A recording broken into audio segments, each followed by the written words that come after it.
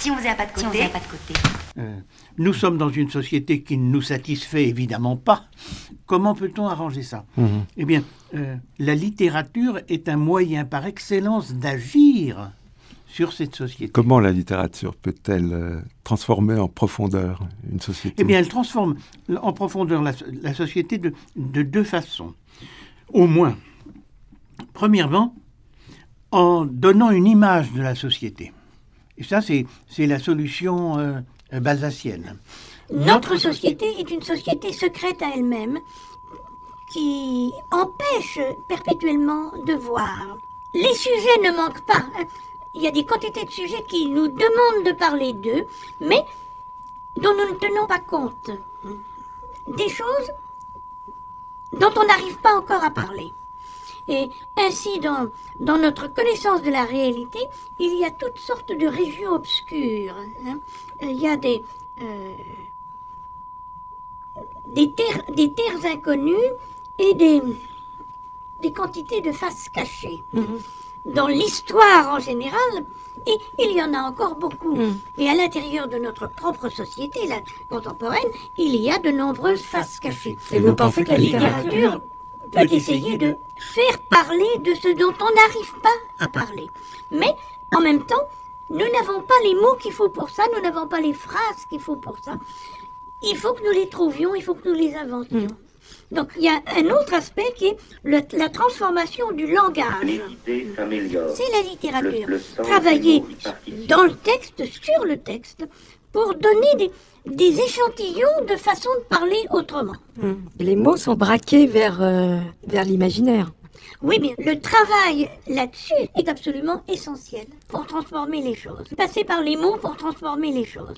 Parce que les mots pensent, si vous voulez, et nous font penser. Nous savons que la Terre est ronde, mais nous n'en tirons pas les conséquences. D'une certaine manière, on est tous comme Galilée, on dit tous le soleil se lève, alors qu'on sait que c'est pas le soleil qui se lève, et que c'est la Terre qui tourne.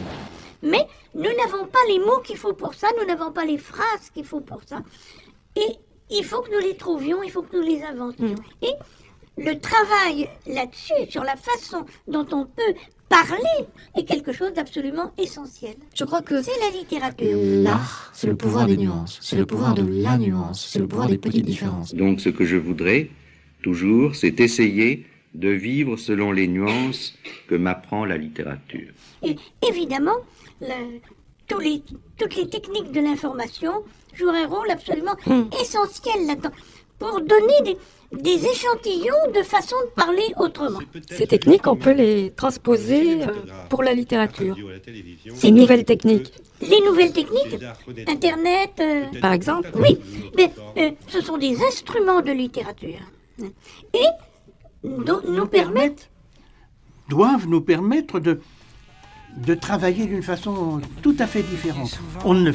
On n'utilise pas encore vraiment ces possibilités, mais ça va venir. Je suis sûr que dans quelques années, nous allons voir une transformation profonde de la littérature qui sera due à l'utilisation plus intelligente de ces techniques. C'est l'avenir, et sans aller jusque-là, déjà, c'est maintenant. Et c'est l'avenir. Oui, ça veut dire que ce qui va être reconnu existe déjà comme forme dans le monde d'aujourd'hui, dans le présent dans lequel nous vivons. Quand on est attentif à ça, alors là on découvre une autre facette du monde qui est malheureusement très souvent ignorée. Les catégories avec lesquelles on pense, tout ça ne rendent pas compte de la réalité.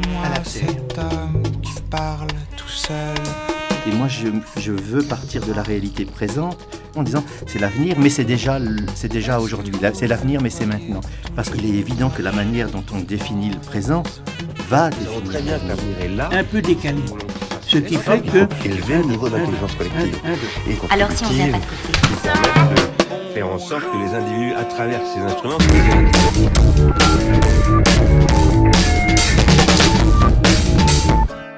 On ne se connaît pas.